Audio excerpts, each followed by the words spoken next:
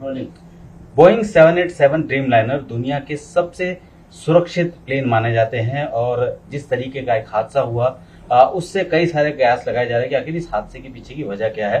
और वजह जानना बहुत जरूरी है क्योंकि जो इन्फॉर्मेशन है वो गलत तरीके से भी पेश हो रही है। तो इस वक्त क्या उसके साथ हुआ होगा, किस तरीके की दिक्कतें पेश आ सकती हैं, इस पर बात करने के लिए हमारे साथ मौजूद है कैप्टन जिनको की 25 साल का एक्सपीरियंस है फ्लाइंग करने का और खास बात यह है कि बोइंग भी काफी बार फ्लाइंग कर चुके हैं। उनसे बात करते हैं। सर, सबसे पहली बात यही होती है सेफ्टी सिक्योरिटी, क्योंकि कभी भी इतना बड़ा एयरक्राफ्ट, इतने सारे लोग, जाहिर सी बात है कि सेफ्टी सिक्योरिटी का सबसे ज्यादा ध्यान रखा जाता है। जी जी।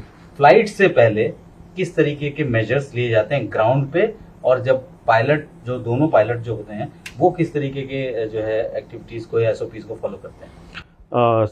हमारे पास जो डॉक्यूमेंट्स हैं पूरे एयरक्राफ्ट फ्लाइट से रिलेटेड वो हमें कुछ समय पहले ही दे दिए जाते हैं, जिसमें हम उससे रिलेटेड सारी कैलकुलेशन करके रखते हैं कि हमारा जो वज़न है इस रनवे, समय और मौसम के हिसाब से कैसा है जिसमें हम टेक ऑफ करेंगे या फिर हम फ्लाइट करेंगे।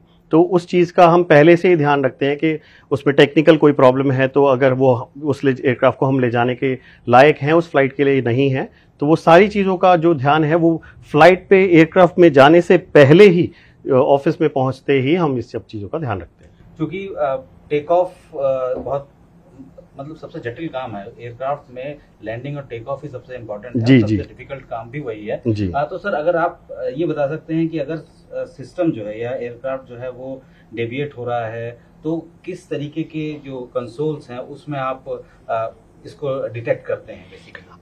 जी, तो जैसे ये हमारा एक सिस्टम है जैसे और इंस्ट्रूमेंट है जिसे हम बोलते हैं PFD, तो ये हमें टर्न बताता है। जैसे कि मैं आपको थोड़ा सा इसमें डेमो भी दिखा सकता हूँ कि जैसे मैं यहाँ पे अगर ये ऑटो पायलट पे है, अभी टर्न कर रहे हैं, तो हम देख सकते हैं कि एयरक्राफ्ट अब टर्न कर रहा है यहाँ पे लेफ्ट में, है ना।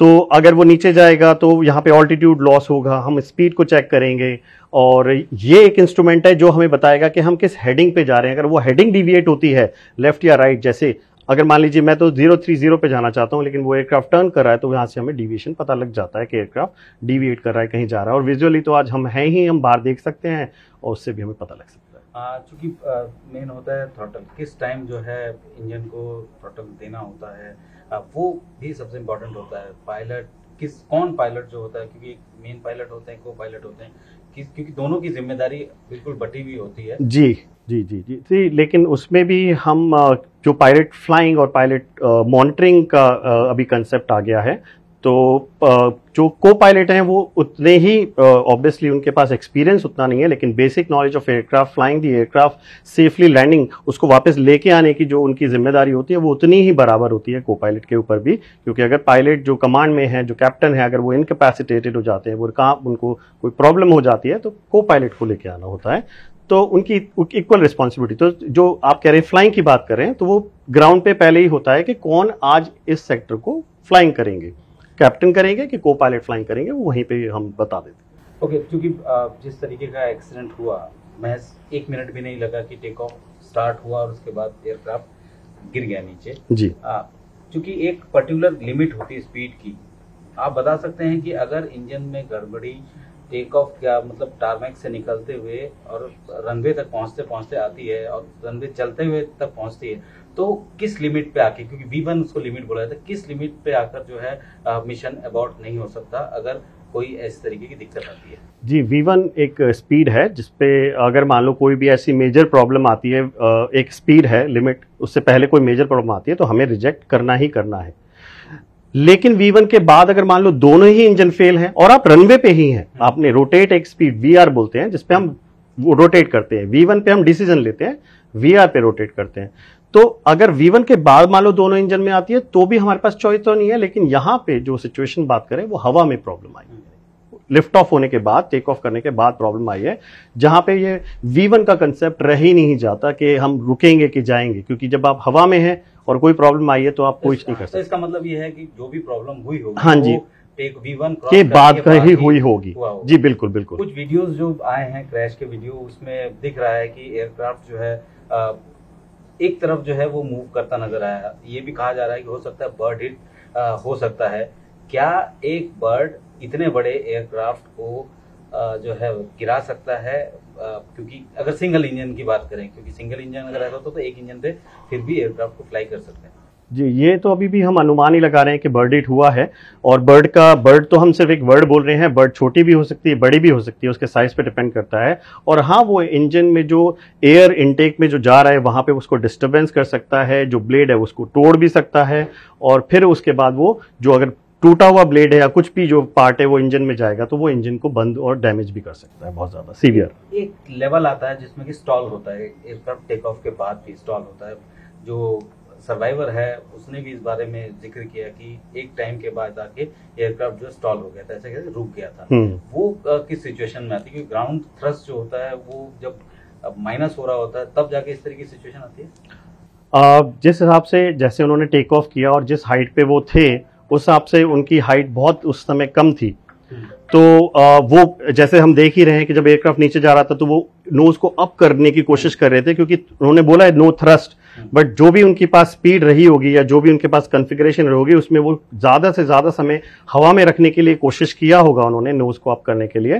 तो हो सकता है उसकी वजह से एयरक्राफ्ट उस टाइम स्टॉल हुआ और थ्रस्ट ना होने की वजह से वो उसका कुछ कर नहीं सके, रिकवर नहीं कर सके। फ्लैप्स को लेकर काफी बातें हो रही हैं कि फ्लैप्स जो है वो डाउन नहीं थे, क्योंकि टेक ऑफ के लिए आपको थ्रस्ट के लिए आपको फ्लैप्स की जरूरत होती है। और नॉर्मली इस एयरक्राफ्ट में 787 ड्रीम लाइनर में ये भी है कि अगर दोनों इंजन फेल हो जाते हैं तो हाइड्रोलिक्स काम करना बंद हो जाते हैं। विजुअल में साफ नजर आ रहा है कि टेक ऑफ एक सेफ टेक ऑफ के बाद आपको बंद करना ही पड़ता है। तो उसमें भी नजर आया तो माना जाए कि ये भी एक इशू हो सकता है इंजन की वजह से, जिसकी वजह से उसके लैंडिंग गियर्स जो है वो भी बंद नहीं हुए। बिल्कुल बिल्कुल हो सकता है। और ये हो सकता है कि जो कैप्टन ने और उन्होंने डिसाइड किया हो या रियलाइज किया हो कि इंजन प्रॉब्लम की वजह से वो इतने डिस्ट्रैक्ट हुए हो कि अब गियर नहीं कर पाए, या फिर सोचा हो कि अब आगे शायद हमें फोर्स लैंडिंग करनी पड़े कहीं लैंड पे तो हमें शायद गियर की जरूरत पड़ जाए, और शायद अगर रिट्रैक्ट करें दोबारा ना आए। तो ये तो उन्हीं के उस समय उस सिचुएशन में बताना बड़ा मुश्किल है, उनके साथ जो रहा होगा ये हमारे लिए बोलना बड़ा मुश्किल है इस चीज के लिए कि उनका क्या डिसीजन रहा कि गियर क्यों नहीं अप लिए होंगे उन्होंने। क्योंकि ये ज्यादा हाइट पे नहीं था एयरक्राफ्ट, हम लोगों ने पहले भी इस तरीके के एग्जांपल देखे हैं कि यूएस का एक हडसन रिवर वाला सबसे फेमस एक क्रैश जिसको कि आज भी बोला जाता है कि दोनों के इंजन फेल हो गए, उसके बाद भी क्रैश लैंड कराया गया हडसन रिवर में। जी इनके पास ऑप्शन नहीं था क्योंकि इनके पास हाइट नहीं थी। जी बिल्कुल सही कह रहे हैं आप। तो जैसे कि उनके पास एक हाइट थी, उनके पास एक व्यू था कि हाँ हम डिसीजन ले सकते हैं उस थोड़े से समय में ही, बट इनके पास जस्ट टेक ऑफ पे ही इनके पास कोई ऐसा सिनेरियो या ऐसी सिचुएशन थी नहीं कि वो वहां तक जा सके। ग्लाइड करने का ऑप्शन नहीं मिला, बिल्कुल भी नहीं था इनके पास। 600 फीट की हाइट बहुत ही कम हाइट होती है, उसमें ग्लाइड अगर वो करते भी तो आई थिंक उन्होंने कोशिश तो की जितना भी वो ग्लाइड कर सकते हैं, और जैसे कि गियर की वजह से उसमें ड्रैग भी बहुत था जिसकी वजह से वो एयरक्राफ्ट नोज तो दिख रहा है कि नोज जी वो कोशिश कर रहे हैं कि पिच अप और उसको ग्लाइड का जितना भी वो ग्लाइड करा सके उस स्पीड उस थ्रस्ट उस हाइट के हिसाब से। क्योंकि अब जिस तरीके की सिचुएशन अभी बनी हुई है, फिर से ये सवाल उठता है कि क्या वाकई जो एयरक्राफ्ट जो आज की तारीख में तकनीकी एयरक्राफ्ट हैं इस तरीके की अगर दिक्कतें होती हैं तो कई सारे सवाल जरूर उठते हैं इस पे। देखिए जो अभी तक इस बात को कमेंट करना बड़ा मुश्किल है कि प्रॉब्लम कहाँ रही है, जब तक उसका वो चीज़ नहीं आती। और ये हाइट और जो ये सिचुएशन है, कोई भी एयरक्राफ्ट होगा बहुत ही कम चांसेस हैं कि हम उसे रीलाइट कर सकते हैं, रीस्टार्ट कर सकते हैं और फिर वो एकदम से उस थ्रस्ट को ला सकते हैं जो इतने बड़े एयरक्राफ्ट के वजन को उस समय पे संभाल सके। बहुत बहुत शुक्रिया। तो जाहिर सी बात है कि इन्वेस्टिगेशन अभी चल रही है। इन्वेस्टिगेशन के लिए टीम जो है वो सारे के सारे सबूत इकट्ठा करना शुरू कर चुकी है। इसमें ब्लैक बॉक्स भी है, इसमें जो वीडियोस जितने भी अभी तक आए हैं उसको भी ले रही है, साथ ही जो मलबा उसमें है उसमें से भी चीजें वहां से निकाली जा रही है, और जो आई विटनेस है, जो सर्वाइवर है, उनसे भी बात की जा रही है। लेकिन सवाल यही है कि इस तरीके की सिचुएशन जब आती है तो पायलट के पास क्या ऑप्शन रहता है। लेकिन इस केस में पायलट के पास बहुत ज्यादा ऑप्शन नहीं थे। उसने कोशिश जरूर की, नोज दिख रहा है कि कोशिश जरूर की कि उस रिहाइश के इलाके से उस एयरक्राफ्ट को दूर ले जाए, किसी एक ऐसी जगह पे उसको सेफ लैंड किया जा सके। लेकिन हाइट ना होने की वजह से इस तरीके की जो कोशिश है वो सफल नहीं हो पाई। अगर ये हाइट पे होता एयरक्राफ्ट तो ग्लाइड करके हो सकता है किसी सेफ सिक्योर जगह पे उसको लैंड भी किया जा सकता था। लेकिन एयरक्राफ्ट टेक ऑफ से पहले हर तरीके की सुरक्षा जांच की जाती है ताकि जो सवारी उसमें बैठी है उनकी सुरक्षा भी की जा सके और पूरी तरीके से उनको उनके डेस्टिनेशन तक पहुंचाया जा सके। कैमरामैन निजाम के साथ संदीप बोल, न्यूज़ 18 इंडिया, दिल्ली।